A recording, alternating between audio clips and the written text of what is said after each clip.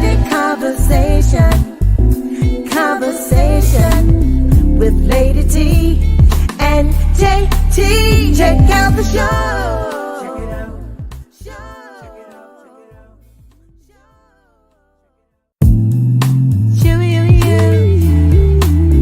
It's time for Candid Conversation with Lady T and JT. It's time for Candid Conversation with Lady T and JT. Check out the show. Check it out. Well, good evening and welcome to another Candid Conversations. I'm your host, Lady T, and of course I have with me the one and the only hostess with the mostest. Hey, girl. Hey, girl. It's your girl, JT. And listen, we have missed y'all so much. Woo! So much. But we back, Jay, like we never left, right? We're back. And listen, I know y'all are like, okay, some weeks you're on, y'all are taking these sabbaticals. Number one, life is lifing. So y'all got a little grace here. But secondly, Tanisha and I are working on some really exciting things that we're not quite ready to let out the bag yet, which is why we've had a little bit of a start-stop. But guys, what we have coming, what's cooking, what's baking, oh, it's going to be good. And we're getting ready to eat. Okay, we're going to eat. Leave no crumbs. I think that's what the kids say. I think that's what they say. Eat. I heard it once or twice. Is that Jarrin? I think so. And look, I'm excited about it too, JT. And I'm also excited that we were missed. Like, I was getting text messages. I think we missed 2 Tuesdays. And they like, where you girl? I even got one today. I think it was my mom. She's like, you girls going to be on today? Well, yes, mother, dear. We are here. And we have with us, oh my gosh, Jarrin, you have no idea. You have fans. You don't even know. I don't know if you really know. You really do have fans out here in these social media streets. Don't worry about it, but you have them. And we are so glad that you are here with us. I've been trying to get my nephew on here for quite some time, but since school is out, about to go back, I had to get him. I said, wait a minute, time is winding up. So we are so glad to have for you a very awesome young man. He is a man beyond, his wisdom is beyond his years. That's what I always tell his mom, his grandmother, and my sister, and all your fans that you have out there and more. You are just a very, very interesting and wise young man. Even someone with 25, probably a little younger than you, myself. You know, I just find so much wisdom in you. So you're so wise, and I thank you so much for taking your time out to be here on today, and humble. Yes, you are. And thank you, Jarrin, for being here on Candid Conversations today. We're on Oak 93.5 FM right here in Raleigh, and we're streaming live on Facebook. So if you have any friends and anybody that you need to, make sure you have them tag, like, and share, because I know you have some jewels to drop. Welcome, Jarrin. Absolutely. And I appreciate that amazing welcome. Thank you all for having me. It's been a long time coming, just like you said, but yes, everything happens when it's supposed to. So I'm definitely grateful to be in this space. So I'm looking forward to it. We're going to have us a good time here. That's exactly right. Because we know we're going to have a good time, because y'all don't know what we went through to get here today. Y'all have no idea how many twerks and how much stuff went wrong for us to even get on here today, but we are here, and that's what matters. And Jarrin, again, thank you. We are on the Oak 93.5 on the FM radio, and again on Facebook, and we're also on YouTube, y'all. So get ready. Candid Conversations with Lady T and JT is going to be live on YouTube. We're so excited. Okay, bring it back down, because I can't let everything out the bag like JT said. But Jarrin, back to you, young man. So he's an author, y'all. Let me go ahead and push that out there. Now, a young man. Jarrin, how old are you, if you don't mind me asking? 34. I'm 34 years young. Young still. The ripe age of 34. And how many books have you written? 29 sometimes, so I'll take it still. Well, how many books have you written, Jarrin? Well, I've written as of last week. I actually released my 4th book, The Good Reader's Guide. So I have 4 books officially. 4 books. books, with my last one kind of stepping into a different realm of nonfiction. So my first 3 books were spoken word or poetry books or thought books, like I like to call them. They're a little more of the personal. They have stories, they have introspection, they have perspective. But with my last book that I actually wrote, with me being an educator and wearing so many hats, I figured we have to figure out a way to take our gifts and figure out a way to share them. So I wrote a book with me being a kindergarten teacher of 5 years, and now teaching 5th grade. I've taught how to read, how to start from nothing and turn those babies into great readers in less than a year. So I actually wrote a step-by-step guide for the parents at home, because I know you get that work and baby, what is this? You can't help them no better than anybody else can, right? And a lot of times we do have teachers that we know that are around us that have a lot of these resources, but we don't really tap into them, right? So I figured we need to start making these guides so that when you're at home, you can have a resource to go to that you can help with your child. So then you don't have to wait on somebody else to help your child. You can be the first and most impactful teacher for them. So Good Reader's Guide, Practical Tips for Literacy, available on Amazon as well as of last week. Come on, that's awesome. I didn't even know about that one. That was slid in up on me. When the spirit calls, you just have to make it happen. That's amazing and awesome. Because I know you come from good pedigree, and I know how you think and what you do. Can you tell me what inspired you to become a teacher? And because I personally feel like it's a wonderful thing. You're one in a million, because we don't have that many African American male teachers, and the wisdom that you bring, the videos that you shared, communicate with your children. What inspired you to want to become? Did you wake up one day and say, I want to become a 5th grade teacher? That's or a great kindergarten teacher? Question. That's such a great question. I tell people all the time that my teachers are the reason that I became teachers. I was very fortunate enough to have some amazing, amazing teachers. And being an educator, what I now know is it's really a draw of the cards to where your child could end up with a teacher that really cares about them and can really pour into them, or just by a last name or homeroom shuffle, they can be in a completely different environment with an adult that does not carry that same care and desire to want to see those babies succeed, right? So for me, I was fortunate enough to have some of those teachers. People are always amazed all the time that I remember my 1st grade teacher, Miss Nocton. I remember my kindergarten teacher, Miss McGoog, and my 5th grade teacher, Miss James, who me and my mom had the same 5th grade teacher, by the way. What?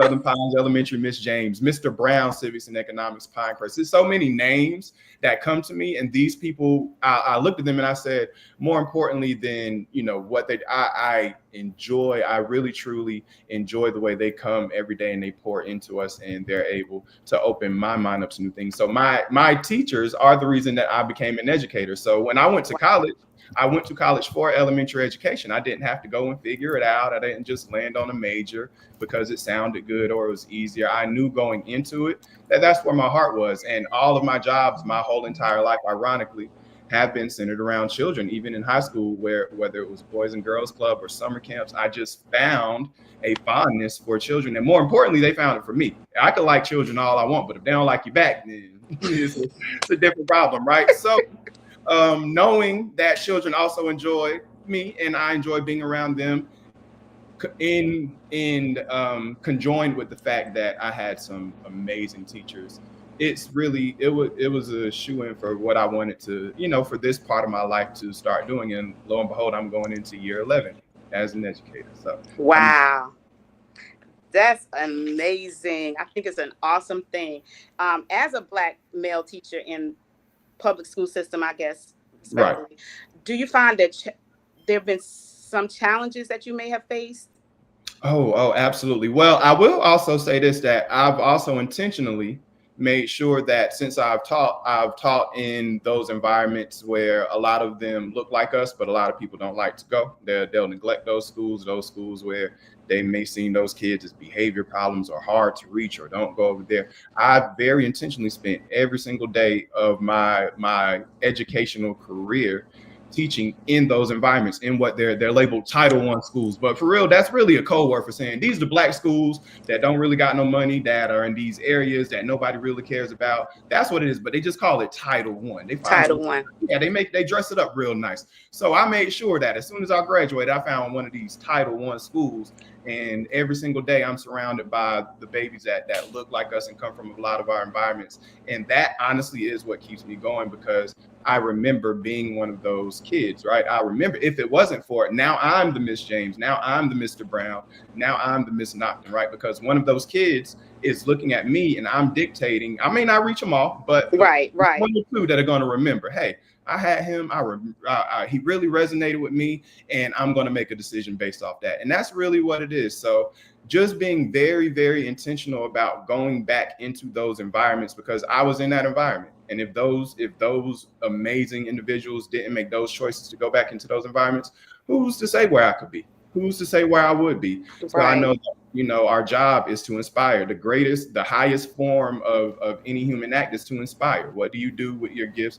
What do you do when someone pours into you? How do you then pour that, right? We don't hoard what's poured into us. We find a way to communicate and give it back so that then we have room to receive more. So, it's beautiful. I tell people all the time in education, it's never the kids, it's the adults and all the politics around it that will make it a little difficult. But it's never the children. It's never the children for me.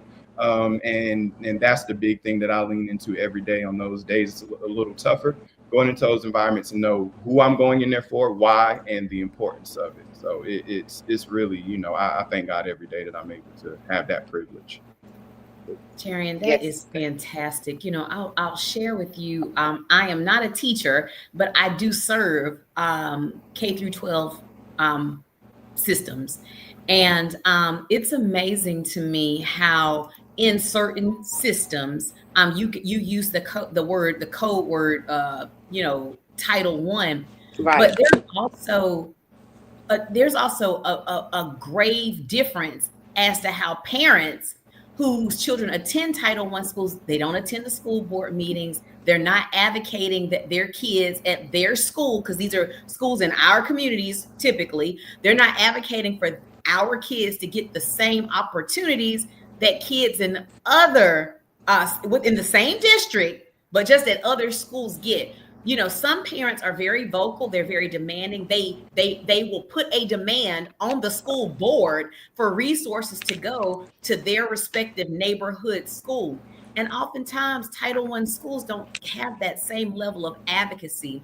So to see a young man understand the importance of male presence and going back and serving that same student, to me, is exceptional. So I just got to clap my hands for you, sir, because I think that is fantastic and phenomenal.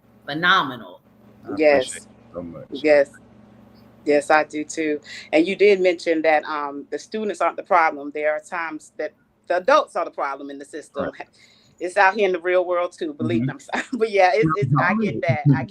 I get that. And I know that can be a challenge. So again, I salute you for what you do, which is just as important to me as the officers out there protecting and serving, even more so because you are every day with these children and pouring into them, and to know, I know what you're giving them because of I know who you are. So I'm telling you, parents that have you are blessed beyond. Those children, they'll never be the same. And just like you can remember the names of your teachers right now in your ripe age of 34, they're going to remember you and these seeds that you plant into them and the little dances y'all do. And I mean, even the girls and the boys.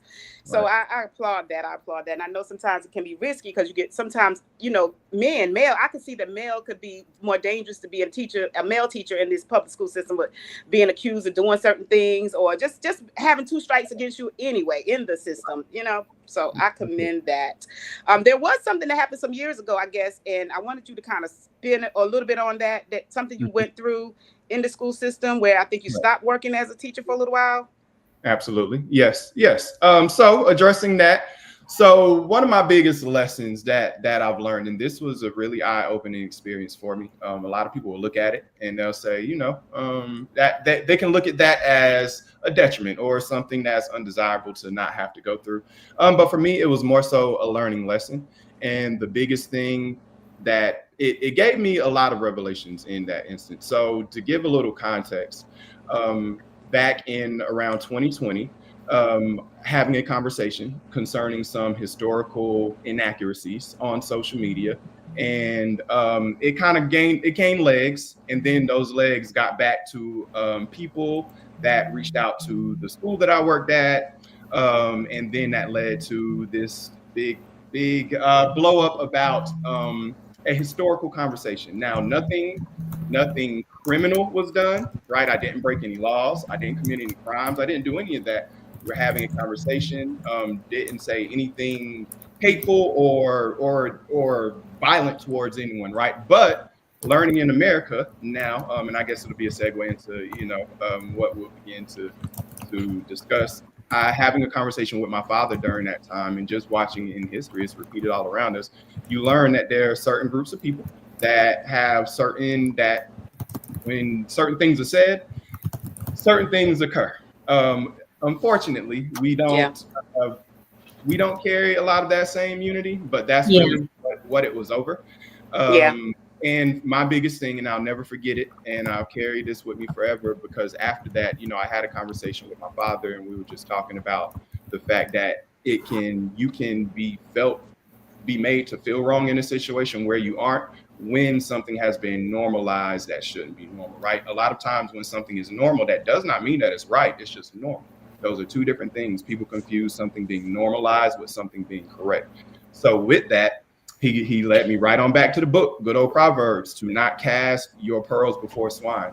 And that was my biggest thing, being able to know when to have certain conversations, being able to know who to have certain conversations around, and sometimes knowing that some of those conversations aren't warranted, no matter how bad you may want to have them, no matter how you may want to speak on them. Sometimes just preserving your peace and your presence is by far none the most important thing. So such a great learning experience for me. I look at that as such a beautiful thing, because it was eye-opening. I don't resent a single thing about it.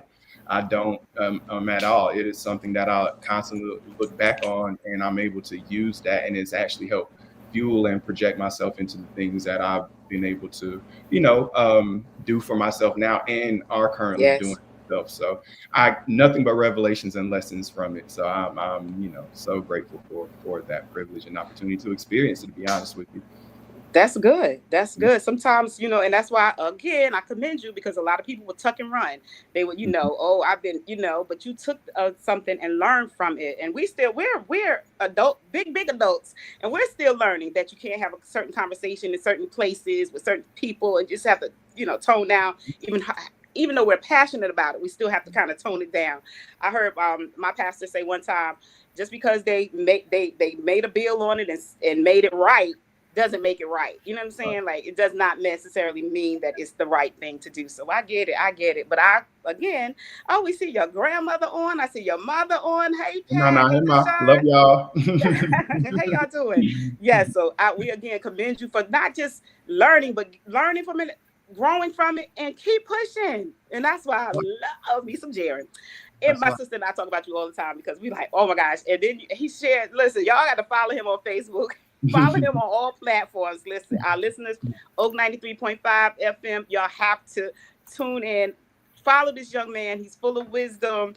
And not only that, he's this good ground and somebody that can, help us. Even as I said, as big adults, you are full of knowledge. And since we are talking about knowledge, you have to spin around on that vegetable on your garden. I want to hear a little bit about what. Listen, I tell y'all this, JT, I didn't mention this part. He grows his own foods and some too. Okay. Right. So even in your spare time, what encouraged you to do that? What did you wake up one day and say, let me just start a garden? That's so funny, because that's literally exactly how it happened. A lot of people will look at me and say, I tell people all the time, I live a lot of lives in one person. You look up, I wrote here, I wrote this, I'm doing this. And that stems from, honestly, not wanting to, I'm such a music fan. I love J. Cole, and he has this line in one of his songs that sticks with me forever. He says, the only thing worth in death is a regret-filled coffin, right? Understanding that we're here to use it. We're not here to hold it. We're not here to hoard it. We're not here to shoulda, coulda, woulda. We're here to use it. That's why we came back. That's why we came down to this earth, to use whatever gifts are in us and to be able to produce, right? To be able to inspire. So with me, it's exactly how you said. I woke up, this was during the pandemic, and especially while the schools and everything were closed. So while teachers, they had us, trying to teach over Zoom, and we all know how that looked for about a year. You're not even, just erase that from your brain. But so I'm sitting at home, and then, I'm just inspired. I'm thinking, oh God, I don't know what's going to happen with food. The world is doing this and that and the third.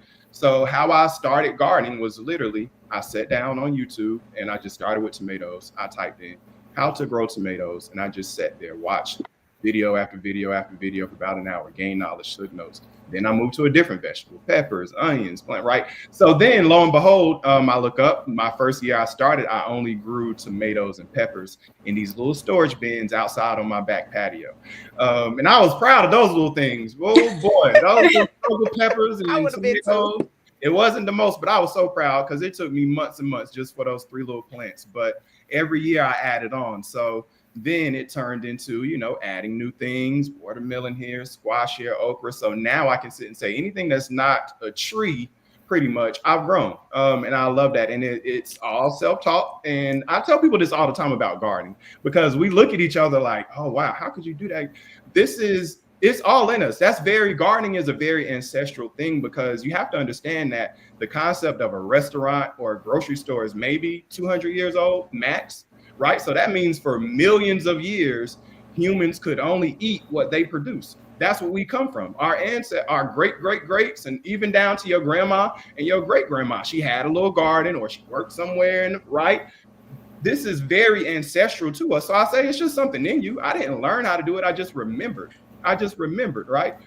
So once I got that, it just turned into now learning how to do it in containers. So I can grow things in a container, in a bucket, and in the ground.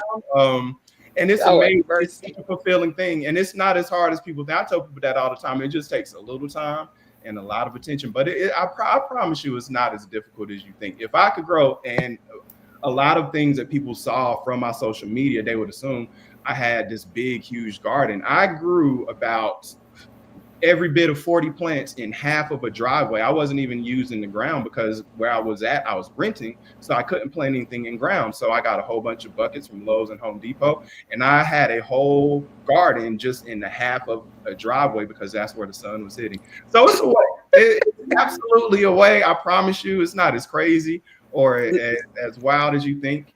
But it is such, I tell people all the time, one of the best things you can do for yourself is just to get out and put your hands in some of that soil and plant something and just take care of it. There is so many benefits to it. Even if it dies, even if it don't. Right. You try it. My first year, most died, more died than what lived. I would tell you that. But every year, of course, with that, we gain understanding and we gain knowledge. So every year it got a little easier. And now I'm to the point where I could feel comfortable pretty much growing anything you name it. I will feel comfortable growing it, except for onions. Those are the ones that's got me. Onions, really? That's the only thing they take really long. This is not a gardening conversation, but that's the only thing that I'm working on. But once I get those onions down, whole produce section, it's a wrap. Can you grow watermelon? I've grown the yellow watermelon, the orange watermelon, the red. Yes, absolutely. What? Right in the backyard. And that's actually one of the easier ones to grow, to be honest with you. It really is. And listen, people charging about $12 for one out here in these streets, so you can make you a business. If you got your backyard, you can grow you some watermelon somewhere. So we'll talk. Look, we can talk after this. I can give y'all all the whole rundown for what you want to do. JT, we can do this next season. We'll be ready. We got to put it in your backyard though. My backyard. Let me tell you a funny story. And I saw Tamika on earlier. My backyard is like it's like a concrete jungle. 4 bucks ran up on Tamika and I when we were lighting fireworks. For what? Bucks. The male deer. Yeah, we were ready. No. And so I was like trying to make these hissing noises like, ha, ha. And they took off running. Then I took off running. So I'm scared and I'm allergic. But I'm going to just let Jarrin do it for both of us. Yeah, and that's okay too. You know, that's okay. It's not everything is not for everybody. And Everybody, that's there right. you go. You And know, that is I see a business and everything. Y'all just have to pardon me because, you know, I just know they charging about $12 for them things. oh, that wasn't- Tamika said they sure did, Janet. it. Well, you know they have, Darren. You don't have those problems, Darren? Do you? Like, deer and things eating your stuff. Oh yeah, I mean you'll run not deer as of yet because I did contain a garden, but I Okay. have a few squirrel issues. It's usually little bugs, to be honest with you, caterpillars and Oh, okay. few beetles. But as far as the big stuff, not really. But those things are easy fix problems too. Get you a few little mesh nets. It's ways. I promise you, where there's a will, that somebody has thought of it because they're facing the same problem as you, and they Right. that. I tell people that all the time. I get on there so fast and figured out what they did. And then that's, it's been my saving grace, but it's fun. Those animals don't mean no harm. Right. Jarrin, so when you're growing your garden in the buckets, right? You're saying you put like a mesh net on them to keep the squirrels out of them? Right. So I'll have, I have my soil and I have my plant in there. Then I'll have something in it for the plant to be supported by, like a trellis or a cage, like a tomato cage, right? And then I've seen people take mesh nets, like the little mesh netting, like a basketball jersey is made out of, and put it over. Or some people have used like the mesh laundry hampers, put it right on top of your plant. Can't get it right. Right. Genius things, right? So I tell people that all the time, but I didn't make any of that stuff up. All I did was look around. Somebody's already done it. I said, that's genius. That's genius. That's genius. All we got to do is do it. I'm not. That's one less thing. Like Jay say, I'm gonna leave that to Jarrin right now and Trader Joe's and all of them right now. But eventually, I would love to get more involved with that, to get my hands dirty. And I think it's also therapeutic. Oh yeah, absolutely. It's therapeutic. So that's a wonderful thing. If you all are just joining us, we are here on Oak 93.5 FM with a very wise man. He is an author. He grows garden. He's a teacher in Chatham. What county are you in, Jarrin? Mecklenburg County. Mecklenburg County, and just an amazing human being. Someone good to know. I was trying to figure out years ago how he could tutor my son over the computer. I mean, during that COVID time, I had to become a teacher, and I was like reaching for everything and everybody. I'm like, somebody, Jarrin is the one. I wasn't made. I wasn't born. I only had one student, Jarrin, and I didn't do well. But I could wait. If you're alive, you did well enough. He made it through the grades. But I tell you, when COVID shut us down and we had to teach from home, I just felt like I'm not built for this. So I have a special love in my heart for teachers, and specifically minority male teachers. So I again commend you. Not only that, but I think you could also give us a little insight on being healthy, being healthier, making better choices when we eat. And not only that, why are we scared of the sun and getting out and getting exercise? Talk to the people, Jarrin. Oh yes, two of my favorite conversations, food and the sun. We can start with food. So for me, myself, I have personally been vegetarian for 7 years officially now. So in 2018, once again, all these things started happening around the same time. I was just really curious. This was after college. I was gaining a little, believe it or not, I don't look like it, but I was gaining. You could see it. It was happening. It was happening, and I was just living. And then it got to a point, to be honest with you, where the food conversation came from for me personally was how did we eat and what did we do before slavery? That's really where it started for me. Because whenever we even think about our concepts of what food is tacked to our culture, which is what's called the soul food, right? And of course, it's good for us. We love it. The people that make it for us, we love it, right? But when we also look up, the three things that are killing us the most are high blood pressure, cancer, and diabetes, right? Because of a lot of that seed oils, a lot of that table sugar, a lot of those things that we're using, right? So about 7 years ago, I came along to that journey. I just knew something, wasn't right. So it honestly happened one day to where I wasn't feeling well. I actually threw up. I just stopped cold turkey. I took that as a sign. I said, I took that as a sign. Like, you know what? I've been learning these things, and now my body's kind of correlating. So now let's just see what happens. And I tell people that all the time because they look up and they say, 7 years, how'd you do it? Honestly, the only hard part was the first 3 weeks or so. the first 3 weeks or so. After that, honestly, I haven't thought about it at all, because the biggest trade-off for me was not the fact that it was necessarily a moral thing, even when it comes down, because people have different reasons, right? Animals, some people care. Animals, which is a part of it for me, living things and just being mindful of how we treat the earth and things that are living. But the biggest thing for me, to be completely candid with you, was the spiritual and mental clarity that came from me changing what I ate. And I felt lighter, not just physically lighter, but I felt spiritually and mentally lighter. I noticed that just little urges, as far as just aggressive thoughts, or maybe depressing thoughts, or maybe anxious thoughts, I instantly saw those things starting to quell. And what I noticed was that a lot of that is tied to the food, because as I was learning, food is information. That's what we have to look at food as. Whenever we change our minds about food and stop looking at it as this novel thing that, we're just here and meant to only eat the things that we feel are pleasurable or enjoyable. It's information. Every single thing that we put in our mouth is information. It's information for a disease, or it's information for healing. Every single thing. Unfortunately, or fortunately, I won't say unfortunately, but fortunately, our Creator has given us that great gift of having that choice of, you can either heal the disease or you can help the disease with every single thing that we consume. So understanding that, I tell people all the time, it's not about being perfect. It's about making more good decisions than bad. Okay.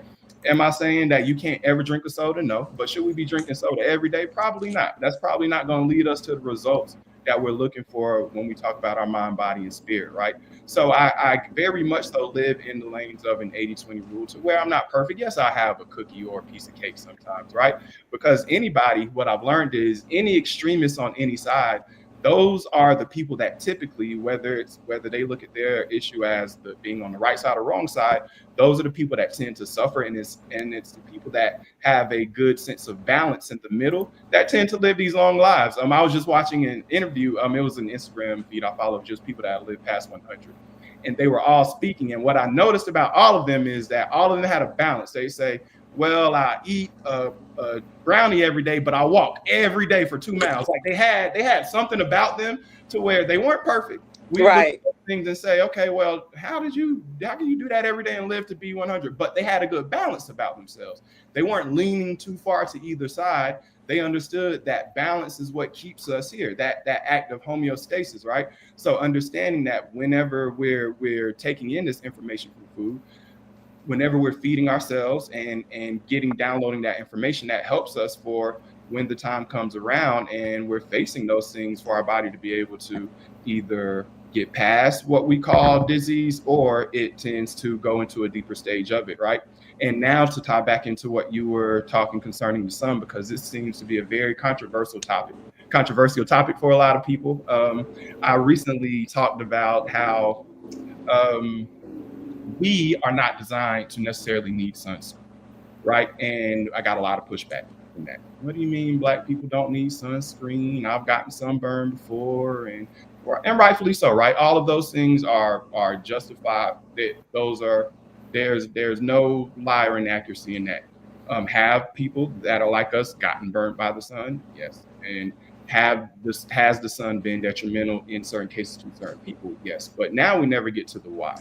A lot of times that why is centered in the fact that our lifestyle is not conducive to sunlight, and the only time we'll hide from the sun all year round, and then summer rolls around and we go on vacation and we blast ourselves on the beach for 3 straight days with nothing but sun, and then we wonder why our bodies didn't resonate or correlate well with the sun. Sunlight is something, it should be just like your daily hygiene practice for me. Sunlight, daily hygiene practice, just like brushing my teeth or just like taking a shower is. I make sure I'm very intentional about I try to get at least about 30 minutes, but on a great day, if I have enough time, at least 2 hours out in that sun. And a lot of people say, man, that's a lot.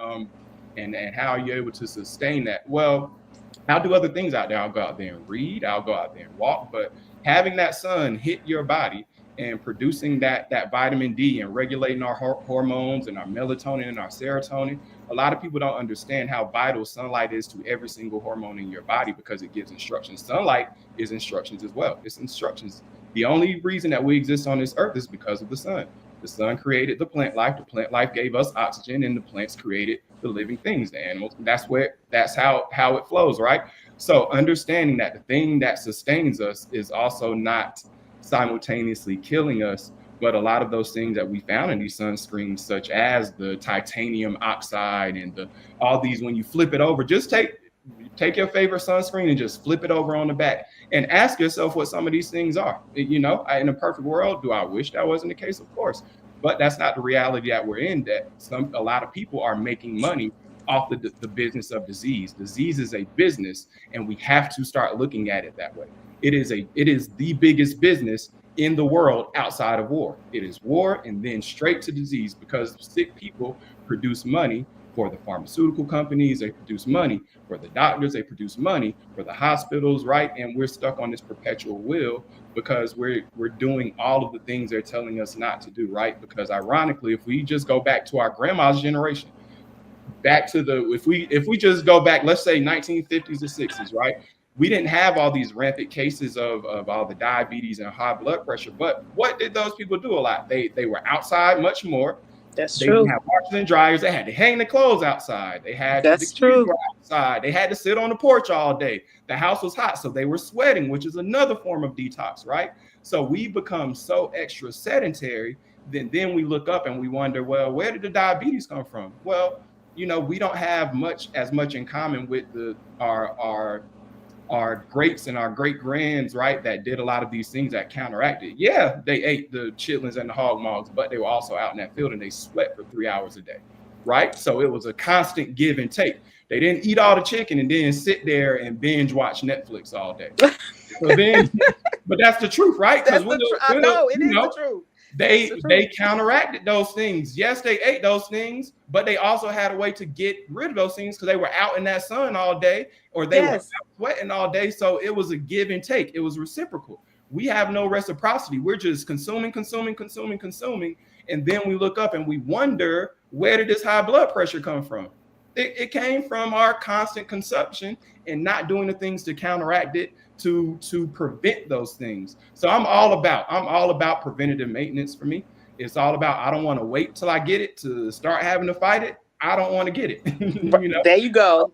That's where I'm at. I don't want to wait for the problem and then try to solve it. I'm just going to try to alleviate a lot of the problems. And then in closing for this point, because a lot of people say, well, you do all this stuff, well, we all gonna die, it don't matter. You do all this stuff like you're trying to avoid death or live forever.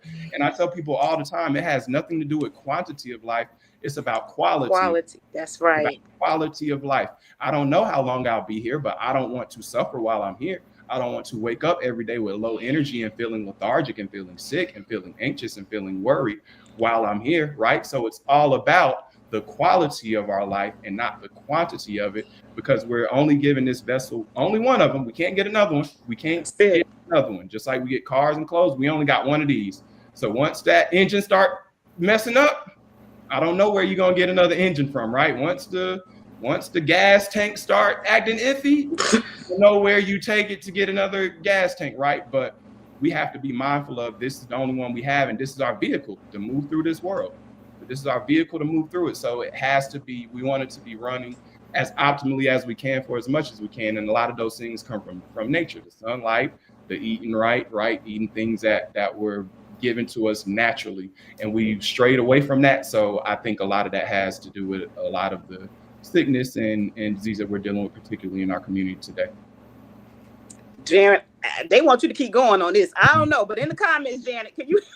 Yeah, they were coming at it, but that's really good information. Go ahead. I'm sorry. Yes. So we've got a couple of comments. The first is from Steph, and she says, this can be an entire show. Would love more information about the food and the balance. Absolutely. My biggest thing concerning that is understanding your body first. I tell people that all the time, that even when it comes to what we're learning about health concerning us, our melanated Black folks, a lot of our healthcare information is coming from people that don't look like us. And on top of that, it's for people that do not look like us.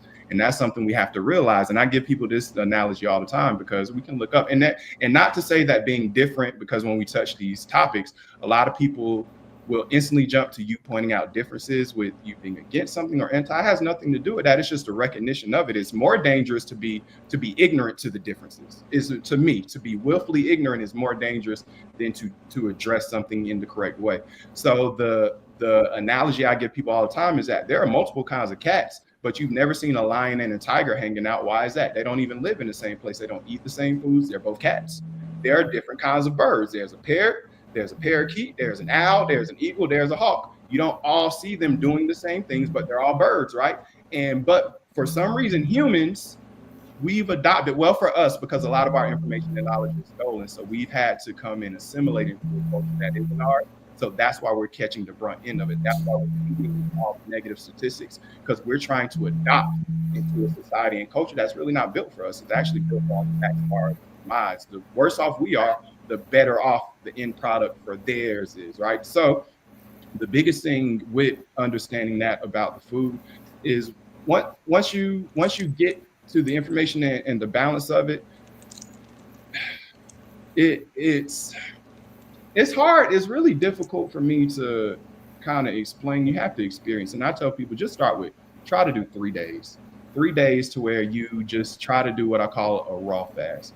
And, that's just very simple. It can be fruits, vegetables, salads, water, juice, right? But you want to get your body used to not having to work so hard and to save some of that energy up to now it can talk about healing and regenerating. But if your body has to constantly be in this perpetual wheel of always digesting food, we don't understand how much energy our body has to use to constantly digest. We wake up, we jump right to eating breakfast, then we have a snack, then we go to lunch, then we got an afternoon snack, then we eat dinner, then we got to have something sweet, right? So our bodies are constantly being overloaded with this information. And not even that, a lot of the things that we're consuming during that time, our body can't identify it. It's foreign information to it, right? So the biggest thing that I tell people, just start in the beginning, start small. And even if you mess up, don't jump off the train, right? A lot of times people miss the gym one time, they don't go for a year. I know, don't judge me. I'm back.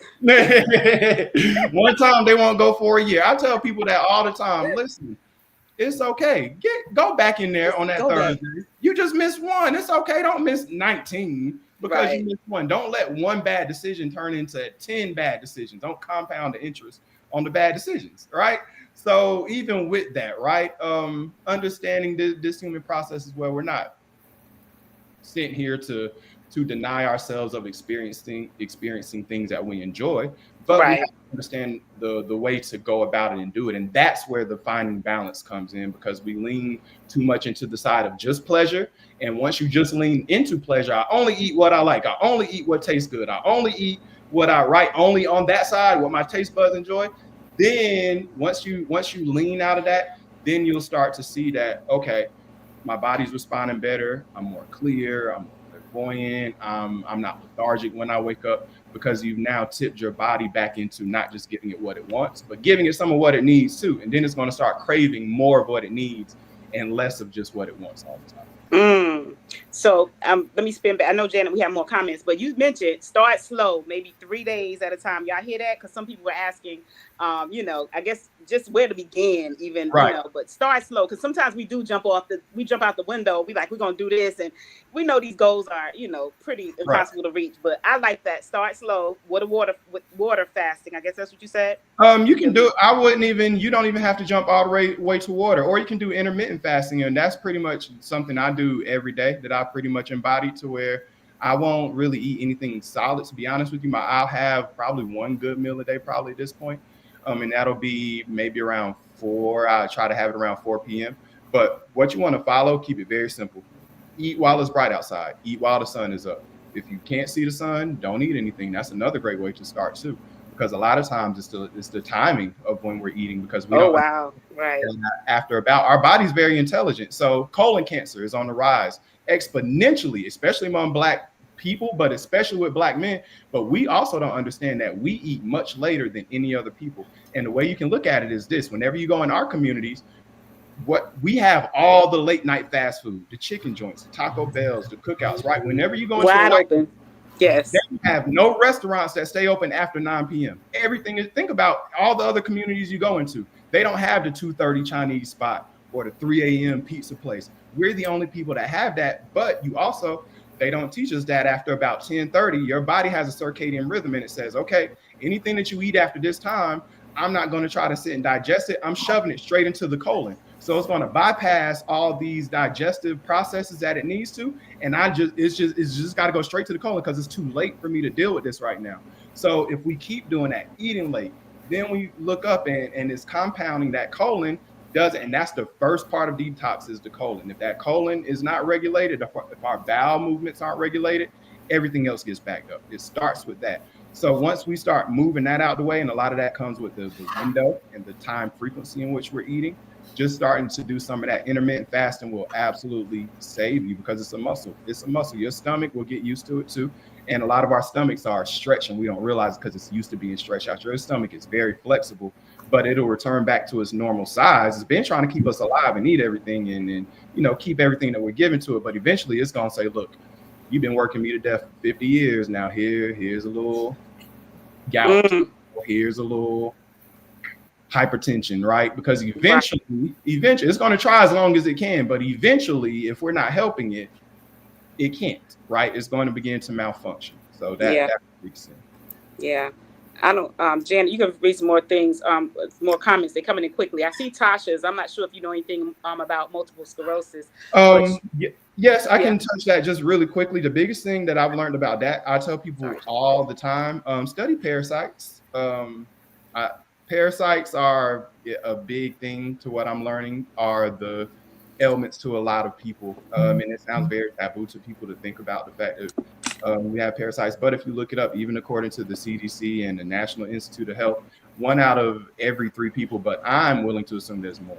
They're telling us 1 out of 3 at least, but I'm very confident in the fact that we interact with all of these microorganisms around us all day, and they're very intelligent, and a lot of them are the drivers from it. So what I've learned about for MS, for example, I would do a heavy metal detox. So what you will want to do is look into things like cilantro and parsley. Those are 2 easy things that I tell people to get heavy metals out of the body, because the parasites inside of our body use the heavy metals that we experience, and we come into heavy metals and through our skin products, through what we eat, through what we breathe, all the stuff is around us. Get that out of your body first. Cilantro, parsley, bentonite clay, like the Aztec clay, activated charcoal, these things bind to heavy metals inside of the body and it moves it out, because the parasites use the heavy metals as a shield.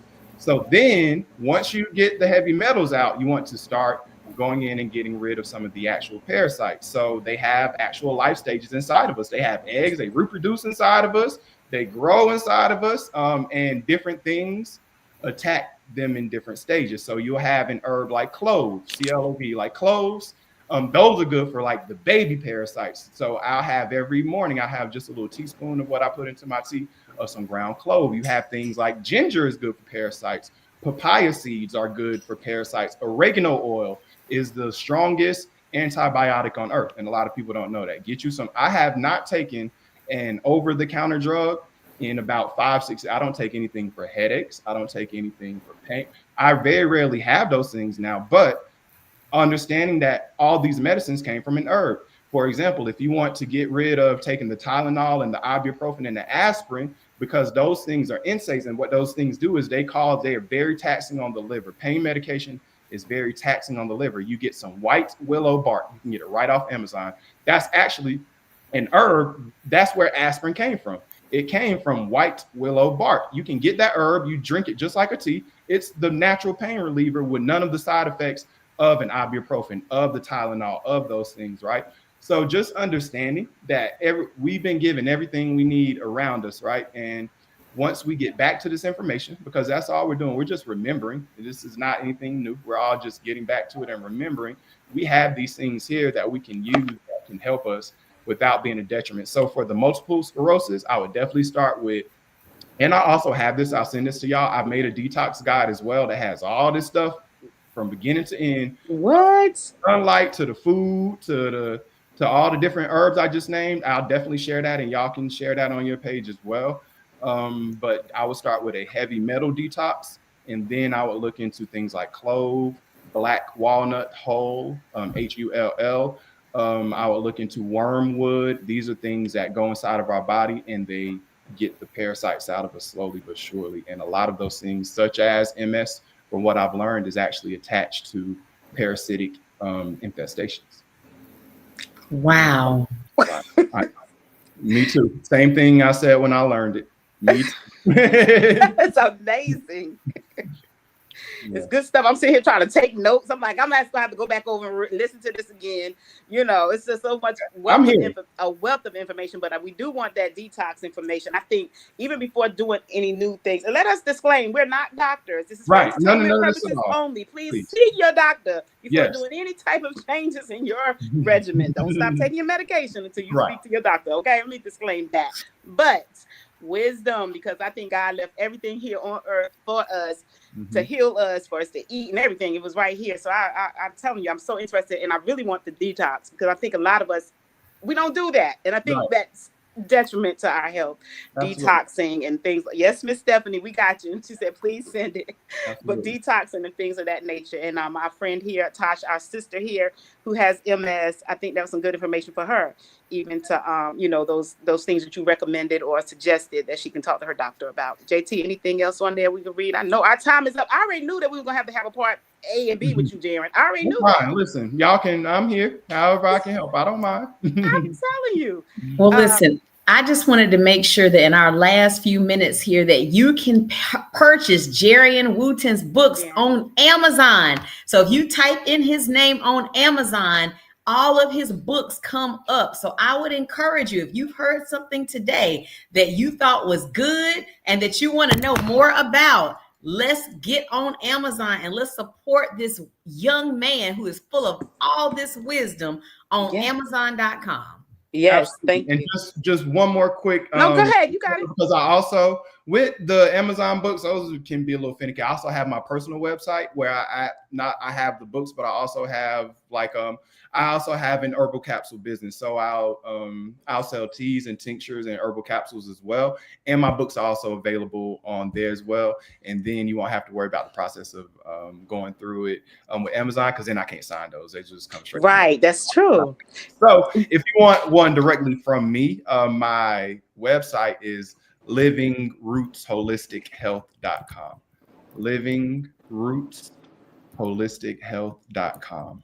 And my website there, all my stuff that I do, I try to keep it in one centralized location. So I have gardening information up there. Everything that we've discussed actually ties full circle right back to my website, livingrootsholistic.health.com. So yes, that's good. So our audience can definitely look on your website, get more information, and join us again when you come back for part 2, because I want to hear about dating at your age, and I just want to hear about all kinds of things. And I think it's very important that we, you know, the older people, and you know, we connect and find out what's going on in you all's mindset. So thank you again, Jarrin, for being here. Thank you, Pat, Deshaun, my mother, Tamika, everybody, Stephanie, all you all who joined us today. Again, we have been away for 2 weeks, I believe, JT, but we're back, and we have some exciting things coming up with Candid Conversations. Jarrin, I'll be reaching out to you so you can come back in the next, week or two. I'll give you a little time. That's fine. No, before please. School start.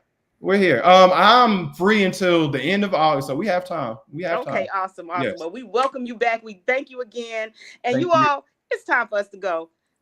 We've had an amazing time. We appreciate you spending your 5 to 6 p.m. Eastern Standard with us. And if you're looking out at California, thank you, cousin, for being here. And for everyone who's joined us, and those who joined us for the first time, y'all come back and see us next week. We'll be here, same taste, same time. Bye, y'all. Bye-bye.